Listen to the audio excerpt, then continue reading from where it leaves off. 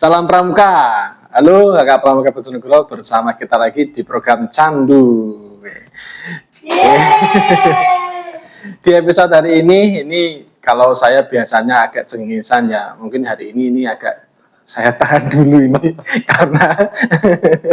karena ini ya nyungkani lah beliaunya ini. Kalau hari ini kita bersama dengan sosok yang luar biasa, kakak kita, senior kita, Kak Hanafi. Sehat Kak Hanafi? Alhamdulillah, sehat Mas. Pangestu doanya ya. Alhamdulillah, ini harus sehat terus Kak, di senior kita soalnya. Kak Hanafi ini kalau kita tahu dalam perjalanan perangkat Bojonegoro ini sudah lama sekali membersamai kita ini yang muda-muda Kak. Jadi yang sebelumnya dulu pernah menjabat sebagai Hakwarcat, Kak Hanafi ya. Selama dua periode. Selesai tahun 2020 dan hari ini masih membersamai kita ini sebagai ketua harian. Dampingi beliaunya. Semoga sehat selalu Kak Hanafi. Amin. Doanya Mas. Sekarang kesibukannya apa ini Kak Hanafi? Wah, ini karena basis saya ini guru Mas ya, Pak Guru. Ya, sekarang juga back to kampus. Oh, kampus ya. Jadi ya ngajar lagi. Di Institut At-Tanwir Bojonegoro. Luar biasa. Di samping itu juga pengabdian masyarakat yang lain di FKUB, Forum Kerukunan Umat Beragama. Kalau nggak salah juga sekarang Kak Hanafi juga sebagai ketua Dewan Masjid. Ya, masih ketua Dewan Masjid. Ketua Dewan Masjid. Jadi kalau kakak yang belum tahu, jadi ini kita tag video ini juga di kantor Kak Hanafi yang baru ini di sekretariat Dewan Masjid Indonesia Kabupaten Bojonegoro. Luar biasa. Jadi dengan dalam profesi formal sudah purna, betul. Sekarang masih aktif kegiatan sosial di masyarakat, luar biasa. Jadi ada banyak sekali pelajaran Kak Hanafi, mungkin ya setelah tadi Kak Hanafi berbicara mengenai kembali mengajar. Jadi ini kalau kita melihat ya kayaknya seumur hayatnya Kak Hanafi ini dihabiskan untuk mengabdi masyarakat. Kira-kira kenapa sih Kak Hanafi ini kok dengan sebegitu banyak waktu sibuknya itu kok masih sempat-sempatnya, mungkin yang terutama untuk anak yang muda Kak Hanafi ini. Ini sebenarnya Kak Hanafi itu apa sih dalam hidupnya itu kok sampai segitunya untuk pengabdian masyarakat? Kita mengikuti prinsip ya, selagi masih bisa manfaat untuk orang lain ya kenapa tidak ya. Kan seperti yang disebutkan beliau, khairun nas anfa'uhum linnas. Ya kita bercita-cita seperti itu ya.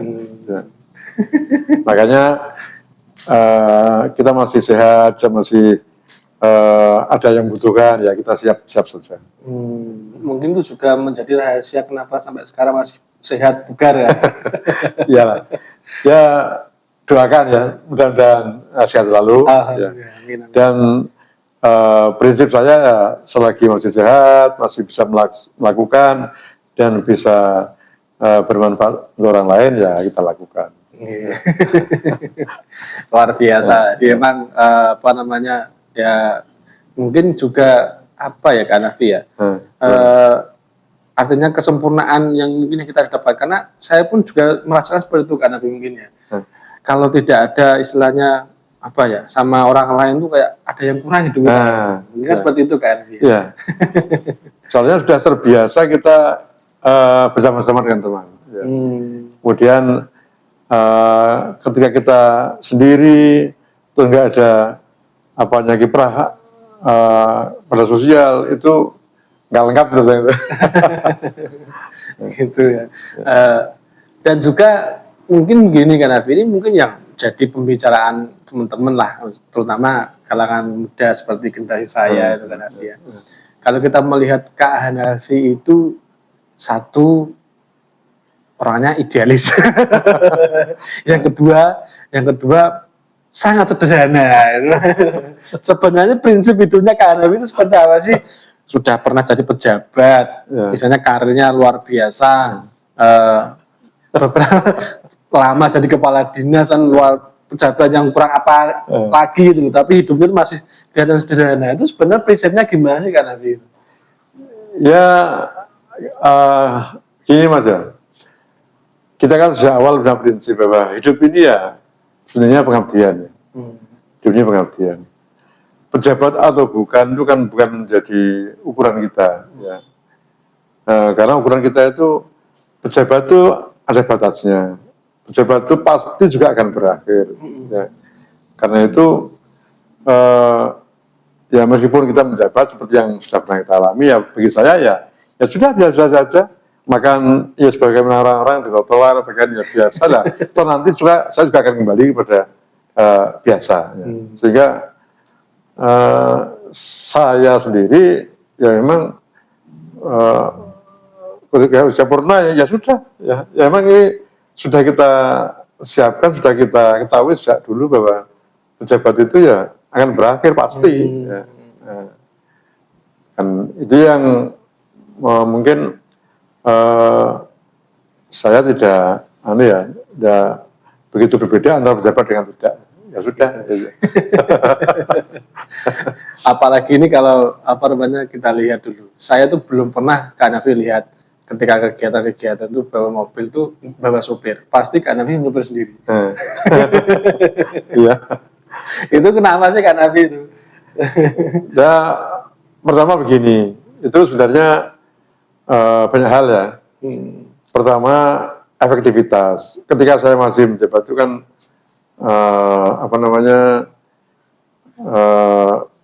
driver saya seperti itu rumahnya kan ya kota. Sedangkan rumah saya Sumberjo. Nah, ketika ada kegiatan yang mau ke timur, ya itu kan ya repot juga, kasihan juga. Nanti jebol lagi ke barat. Ya. Tapi kalau selagi kegiatan masih di dalam kota dan mungkin arahnya ke berlawanan ya, itu saya pakai supir ya, karena memang dia tugasnya itu. Tapi kalau sudah arah berlawanan itu mending saya sendiri. Toh saya juga artinya nyetir saya senang. Saya senang.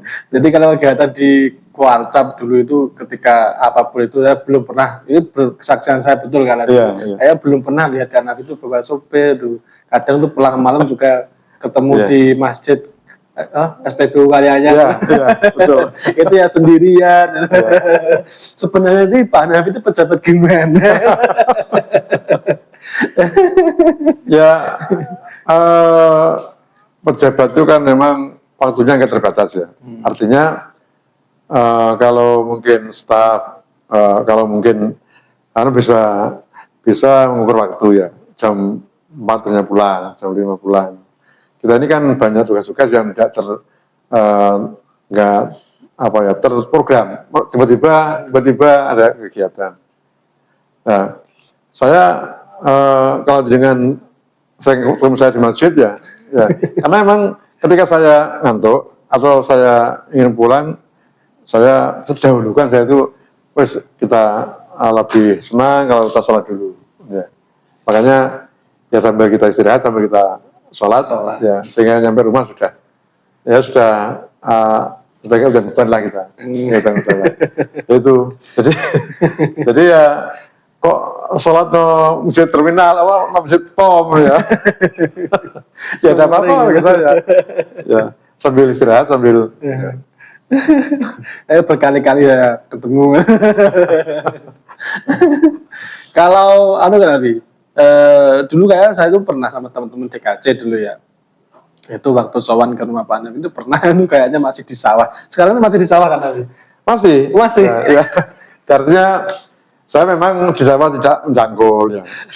artinya sudah tua lah ya. Ya, tapi ya kita lihat tanaman ya, tanaman bakar pagi ya, saya hampir tiap saya subuh itu saya akan jalan-jalan ya, ya sambil punya sawah sedikit itu ya, kita lihat tanamannya hijau senang. Padahal saat itu tuh masih sibuk-sibuknya kayaknya tuh, masih jadi kepala dinas tuh. Kita ke sana itu pas ke rumah ketemu ibu apa namanya, katanya masih di sawah. Ya lihat lihat tanaman, seneng. Itu juga sering membuat kita itu menginspirasi ya, membuat kita tuh sehat, membuat kita tuh bahagia ya. Jadi akibatnya ketika bahagia kita apa? Ya semua organ tubuh ini kan ikut senang, ya, semangat. Perasaan saya ya. Perasaan saya. Itu mungkin ini juga Kak, apa namanya, seiring dengan perkembangan zaman ya, anak-anak muda terutama lah, apalagi sekarang ya, karena memang anak-anak pramuka kan, organisasi pramuka kan menjadi organisasi wajib di sekolah-sekolah, kan gitu, ekstrakurikuler wajib kan gitu, sehingga ini menjadi sebuah beban yang berat juga bagi pramuka, apalagi kalau kita melihat dengan kepribadian Kak Nafi yang begitu sederhananya, itu sangat kontradiktif Kak Nafi dengan mungkin anak-anak muda sekarang itu kayak terobsesi ingin seperti ini, ingin kaya seperti ini, ingin yang hidupnya seperti ini lah. Sebenarnya menurut Kak Nafi itu bagaimana sih bagi kita anak-anak pramuka itu agar bagaimana nanti tidak terlalu terobsesi dengan kesuksesan orang lain gitu loh. Toh padahal Kak Nafi ini yo walaupun sudah pejabat ya masih ya nyober ya banyakkan nyober sendiri, masih hidup di sawah. Biasa lah. Itu kira-kira untuk anak muda sekarang itu gimana sih Kak Nafi untuk kayak gitu? Ya saya kira untuk anak-anak ya, teman anak saya, kita semuanya ya, generasi muda, khusus di pramuka ya, kita ini harus punya jati diri, harus punya prinsip hidup, jati diri, yang sekiranya jati diri, prinsip itu yang menjadi acuan kita. Ya. Jangan cepat kita terpengaruh pada orang lain. Ya.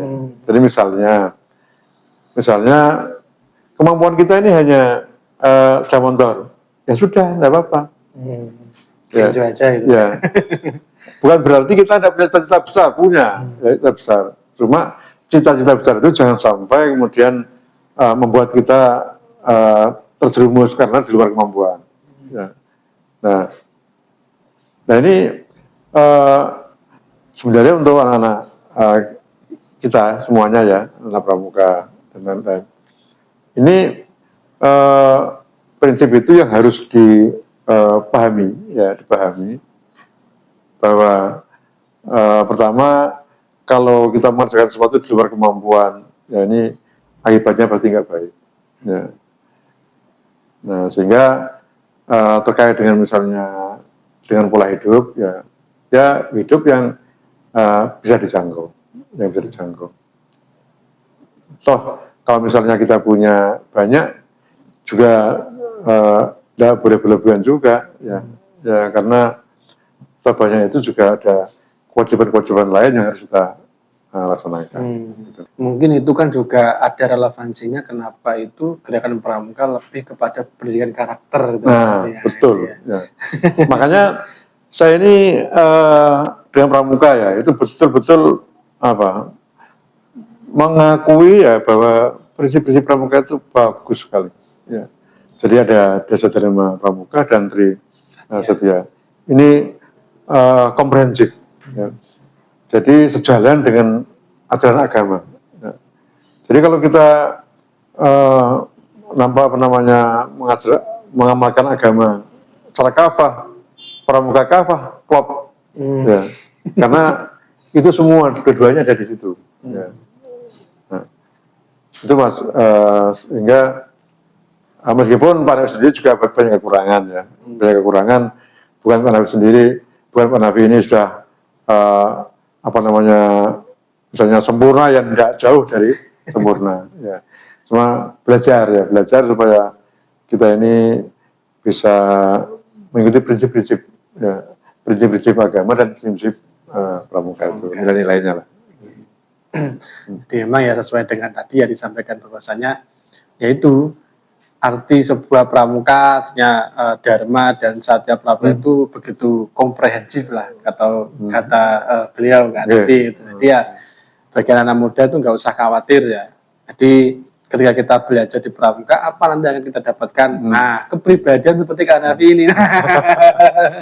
Ya, tenang. Ya emang begini ya, adik-adik ya. Jadi orang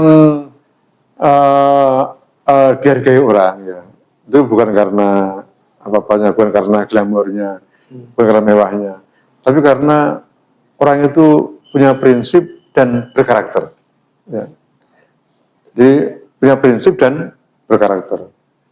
Artinya berkarakter itu apa? Ya sudah, ini pendirian. Ya. Selagi itu baik menurut norma agama, norma sosial, ya, norma masyarakat, ya sudah diikuti aja. Ya. Toh nanti orang itu loh nggak akan menilai kita dari sisi misalnya glamornya, kekayaannya, ya. Nggak akan. Tapi yang dilihat adalah perilakunya. Ya, sikap perilaku itulah yang orang menilai kita, orang menghargai kita. Ya, itu berarti bukan karena kita ingin dihargai, enggak, ya, tapi namanya kehidupan sosial, ada peran asas sosial, ada undang-undang aturan sosial, ya, itu kan nggak bisa lepas dari itu kita hidup itu. Ya. Makanya udahlah, hidup biasa-biasa aja, ya, dan kita tidak akan hina karena hidup yang sederhana, yang biasa. Karena yang jelas itu kalau hidup itu mungkin kan ada sebab, ada akibat, nah gitu. Ada nanti apa yang kita lakukan hari ini juga nanti akan berdampak ke kemudian hari ya.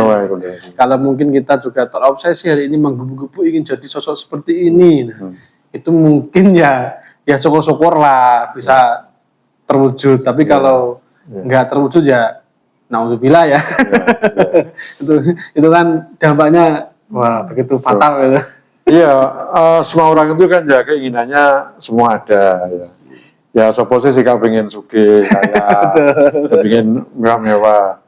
Tapi kan tidak harus misalnya mengorbankan yang lain untuk itu.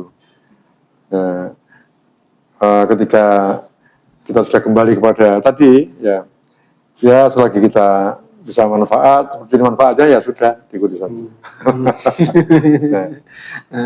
Jadi ya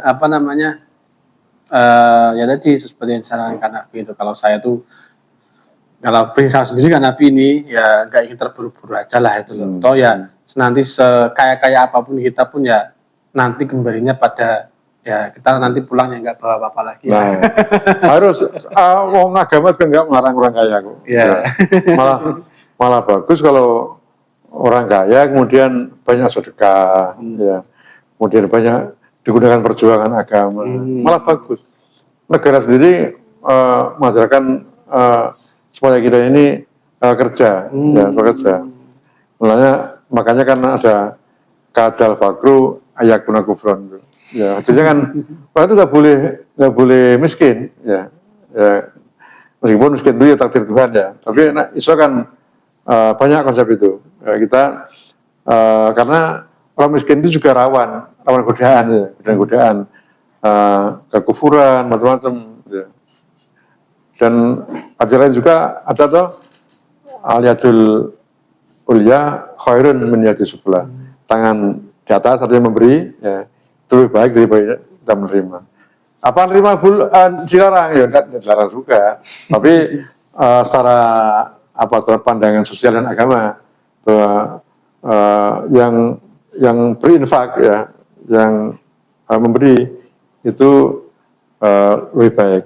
Artinya agama juga mengajarkan kita supaya kita punya uang.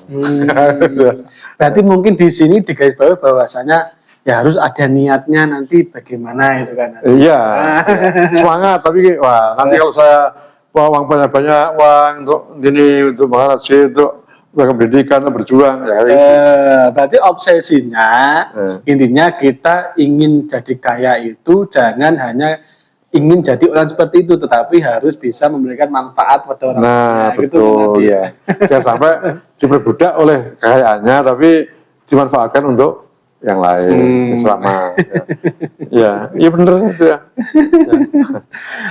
Mungkin ini juga kan Abi, Pak, kiranya itu apa namanya dalam nanti anak-anak muda nih, kayak muda lah, anggota pramuka kita itu kiranya itu nanti untuk ke depan itu untuk bagaimana kita itu kayak dapat apa ya jenjang karir itu bisa bisa apa namanya itu terjaga dengan bagus, itu gimana sih resepnya kan itu? Oke.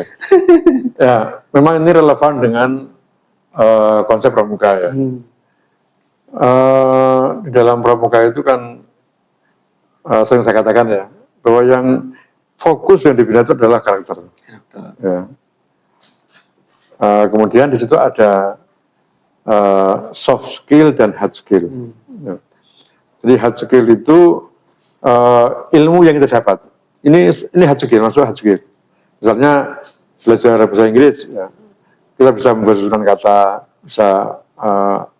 bisa conversation, bisa writing, ya. Itu masuk hard skill. Dan soft skillnya itu mental. Ya. Seperti apa? Ya seperti kejujuran, ya, kesetiaan, kedisiplinan. Ya. Ini masuk soft skill. Nah, keberhasilan ini penelitian banyak peneliti. Keberhasilan seorang itu ya ditentukan oleh hard skill dan soft skill. Tetapi jangan lupa bahwa soft skill itu mendominasi 70% lebih. Oh, 70%. Ya. Orang yang sukses ya, itu karena orang yang mentalnya kuat, betah loro. Artinya karena cobaan ini tidak apa-apa. Ya, ini kan proses. Ya. Kalau bilang begitu dirinya, yakin kan? Oh, tidak apa-apa, ini kan saya pertama. Ya. Nah, Rene Jowo betah preh. Ya. Betah preh atau wani preh? Wani preh. Betah preh, wani preh. Ya. Kemudian kesetiaan. Setia. Di lingkungan kerja, ya mungkin kita kan punya juragan, punya bos, siapapun ya, yang pimpinan. Di ASN juga sama. Kesetiaan, setia. Ya.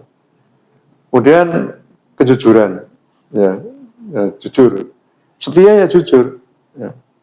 Sudahlah, orang kalau sudah punya kesetiaan, jujuran, bos manapun ya pimpinan manapun pasti suka.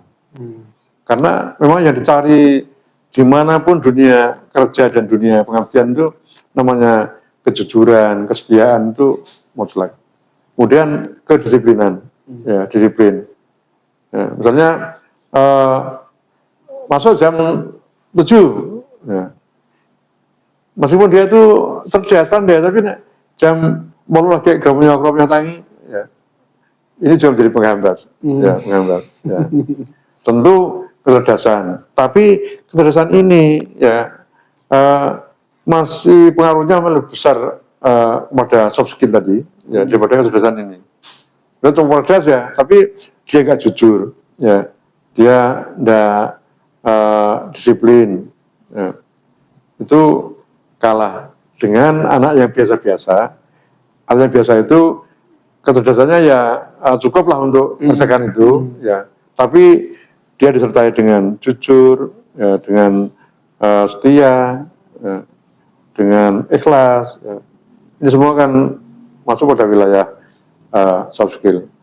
Itulah kenapa rata-rata anak pramuka yang mendalami dan menghayati nilai pramuka, tentu pasti agama ya.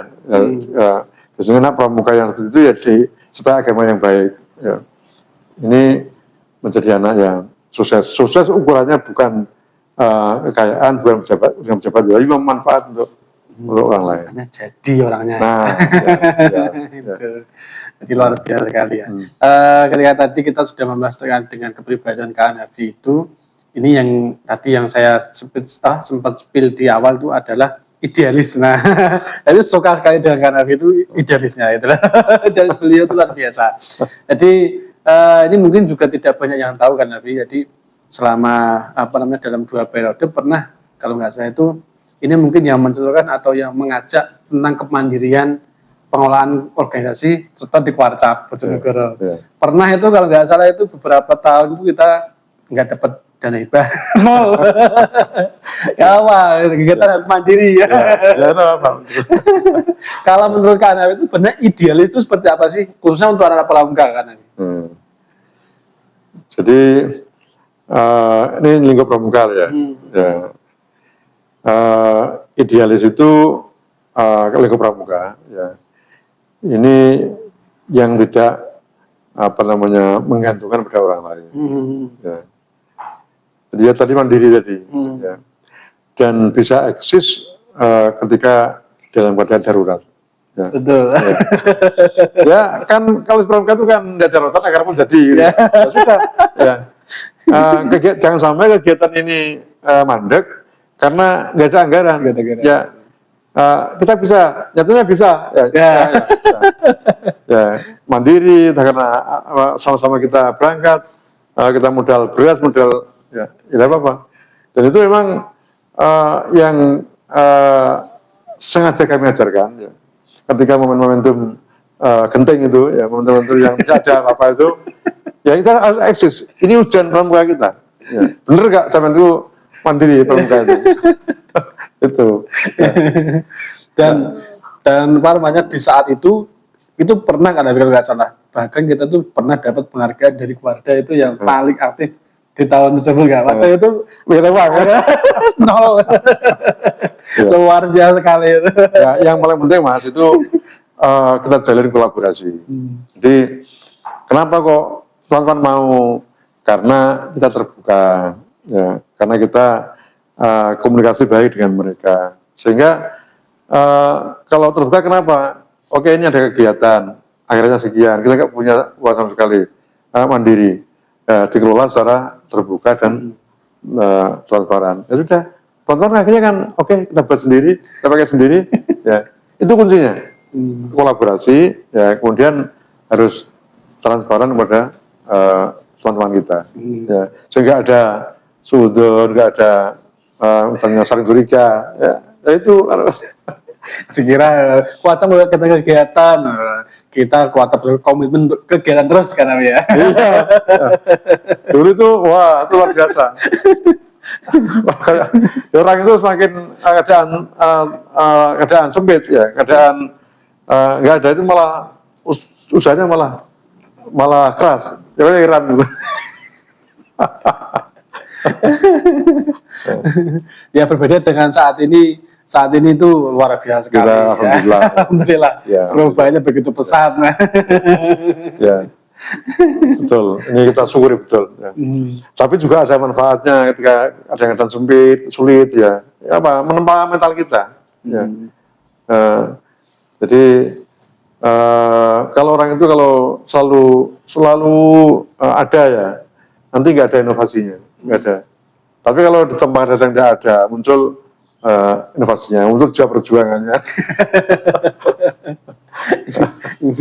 Tidak ada akar, rotan jadi menguatkan kita. Jadi ya itu di saat-saat genting itu malah kita bikin solid luar biasa sekali. Kegiatan banyak dan dapat penghargaan luar biasa juga itu juga di masa kepemimpinan beliau kan itu. Asal jangan sampai masa sulit itu menjadikan kita rapuh. Ya. Justru kita manfaatkan menjadi lebih kuat. Sebenarnya kalau kita melihat dalam pengelolaan organisasi karena itu sebenarnya itu tantangan yang paling nyata itu sebenarnya dalam mengelola itu apa sih karena itu dan kok bisa itu bahkan dalam keadaan seperti itu seorang Kak Hanafi dulu dalam memimpin itu bisa sampai sukses luar biasa dirasakan untuk event-eventnya kayak gitu. Ya sebenarnya juga teman-teman juga ya. Teman-teman ketika kita ajak bicara ya jadinya kolaborasi itu ya. Ya. Itu kita beri penguatan.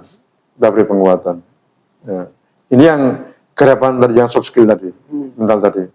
Ketika kita sudah memberi penguatan pada teman-teman, kita cerita, kita terbuka, kita komitmen, ya itu menjadi modal kekuatan yang luar biasa. ya saling percaya, ya sudah, mudahnya itu aja, ya. Jadi tanpa itu Mas, organisasi itu berat, ya. Karena kekuatan kita organisasi itu pada kebersamaan dan komitmen itu, ya. Karena orang itu kan sudah komitmen, ya itu bisa gerak semuanya, ya. Ya, dengan dirinya yakin, kemudian saling percaya, ya itu. Jadi itu juga sangat relevan sekali dengan tadi ya, apa namanya, kemampuan soft skill yang harus kita miliki sebagai anggota pramuka, terutama anak-anak muda ini harus wani pereh. Iya. Kita bukan membuktikan. Kita bukan mencari pereh loh ya, tapi gini Mas, hidup itu nggak selamanya pasti ada fluktuasi. Hidup itu ya naik turun, dihembus badai, kemudian landai, gelombang, pasang surut, pasti terjadi. Jadi dunia itu jangan dikira stabil, enggak. Orang itu pasti mengalami kehidupan dia, pasti mengalami pasang surut, siapapun. Ya. Nah, pasang surutnya tentu tidak sama, ya, sesuai dengan keadaan mereka. Nah, pasang surut itu kalau nggak dibekali dengan mental yang soft skill yang kuat, ini dia akan terpuruk. Ya. Nah, tapi kalau dia dibanding dengan mental yang bagus, dia akan survive, akan bertahan. Ya. Ini yang saya katakan anak-anak sekarang ini memang beda dengan generasi dulu. Generasi boomer seperti saya, ya, generasi alpha, ya sekarang ini beda. Sekarang cenderung dimanja, cenderung semuanya ada, enak semuanya. Ya, yang boomer ini dulu semua nggak ada. Ya. Sering sekolah nggak sarapan, jangankan kok sangu ya, sarapannya nggak ada, jalan kaki, belum lagi pakaian robek, ya, nggak pakai sepatu, tas kresek, hujan jalan kaki, panasan. Ya. Ini kan menempa, lah kita nggak ingin kembali ke dulu, ya itu masa-masa sulit ya. Nah, cuma sekarang anak-anak yang sudah hidup di zaman yang serba ada ini nggak boleh lengah, ya. Bahwa ingat dunia ini nggak selalu ada pasang surut, ya. Ya.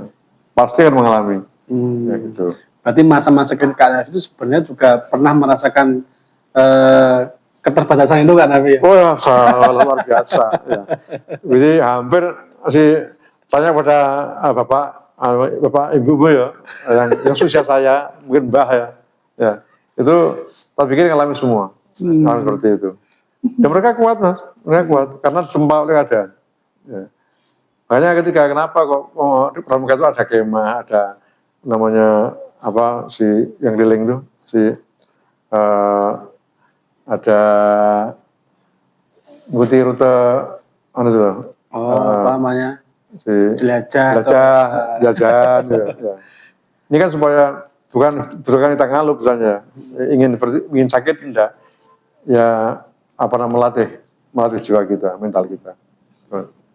Karena memang kalau pendidikan pramuka itu ya lebih ke kiasannya ya kan. Ya, dan bukan berarti ketika kita melakukan kegiatan seperti itu kita ingin menyiksa. Enggak. Ya. Dan lagi tadi loh Mas ya. Syukurlah kalau kita itu terus mulus ya. Tapi kita antisipasi bahwa kehidupan ini pong dalam pepatah sendiri sudah ada kok. Ya. Jadi misalnya kayak pepatah Arab itu kan al-hayatu silsilatun minal masail. Hidup itu adalah rangkaian dari masalah. Itu filosofi Arab. Al-hayatu silsilatun minal masail. Masih ada ya karena dari kecil masa persoalannya mainan, besar misalnya sarana prasarana sudah. Belum punya istri misalnya pengen punya istri, pengen punya suami. Punya suami ingin punya anak mikir anaknya. Anak punya mantu mikir mantunya. Jadi putu dipikir susunya. Ya. Tidak ada habisnya. Ya. Sesuatu terminal masail. Ya. Jadi itu apa namanya? Mungkin yang sering tanya-tanya pramuka kemah aja. Nah, dalam keadaan buruk kita akan merasakan hal seperti itu ya. Tapi semoga aja kita tidak merasakan hal buruk kayak gitu. Tapi seluruh kemungkinan kita siapkan. Menghadapi situasi itu ya siap. Seperti halnya di dunia medis kalau mungkin ya ada antibodi gitu kan. Betul. Jadi ketika keadaan buruk nggak kaget. Nggak kaget, bisa bertahan. Sudah dididik di pramuka. Betul. Kalau dalam dunia motivator, ya, nggak boleh anak orang kaya apapun nganggur nggak boleh, harus kerja. Harus kerja. Apa tujuannya? Tujuannya biar suatu saat nanti orang tuanya nggak ada bisa meneruskan. Ya. Paling nggak ada konsep yang membenarkan orang pengangguran itu baik, nggak ada. Ya. Itu luar biasa sekali ya obrolan kita hari ini. Ini bersama suhunya suhu. Jadi kalau orang senior itu kalau ngomong itu ya yang pasti sudah tervalidasi, nggak bisa diragukan ya semuanya. Dan terus semangat harus semangat terus. Mungkin yang terakhir Kak Hanafi ini kira-kira itu dalam menemani kita yang muda-muda ini, kiranya itu untuk Pramuka Bojong itu harapan dan pesan-pesan Kak Hanafi itu untuk kita tuh gimana sih Kak Hanafi? Ya, ini sekalian close statement ya. Ya. Kita gabungkan nilai-nilai agama ya dengan nilai-nilai pramuka, karena ini menjadi motivasi diri kita. Ada istilah hadis, khairun nasi anfa'uhum linnas. Sebaik-baik manusia itu bermanfaat untuk manusia yang lain. Ini untuk yang lain. Ini artinya mencakup yang lebih luas ya. Kalau misalnya manfaatnya di desa ya di desa tidak apa-apa. Manfaatnya di RT nggak apa-apa skupnya. Manfaatnya di apalagi kalau bisa di kabupaten, bisa di kalangan di nasional ya, malah bagus. Jangan melihat manfaat itu karena gengsi ya. Wah, ini aku di tingkatan desa nggak mau, enggak, jangan. Dimanapun manfaat aja sesuai dengan lingkungan yang ada pada kita. Dengan demikian, insya Allah kita dapat ilmu yang bermanfaat ya, dan bisa mengabdi kepada Allah Subhanahu Wa Taala. Luar biasa sekali. Terima kasih Kak Hanafi atas waktunya. Ini karena keterbatasan waktu juga Kak Hanafi. Kalau panjang-panjang ini biasanya viewer ya. Mungkin nanti kalau ada segmen selanjutnya Kak Hanafi bisa ada waktu lagi. Siap. Ini ya salah satu program inovasi dari teman-teman Humas Kuartap Kak Hanafi. Dia mohon supportnya. Ya. Kebetulan saya juga di FKUB ya. Nanti kan banyak kita yang terkait dengan bagaimana toleransi beragama. Siap. Itu kan saya juga sekarang ketua FKUB. Alhamdulillah. Jadi bisa kita bahas untuk episode selanjutnya kan? Bisa. Nanti bagaimana konsep toleransi? Luar biasa. Jadi itu Kak Pramuka Bojonegoro atas hari ini. Sungguh banyak sekali daging-daging yang dikupas hari ini. Jangan sampai lewatkan episode yang selanjutnya karena di candu ini akan membuat kamu Kak Bojonegoro semakin candu dengan Pramuka. Salam Pramuka.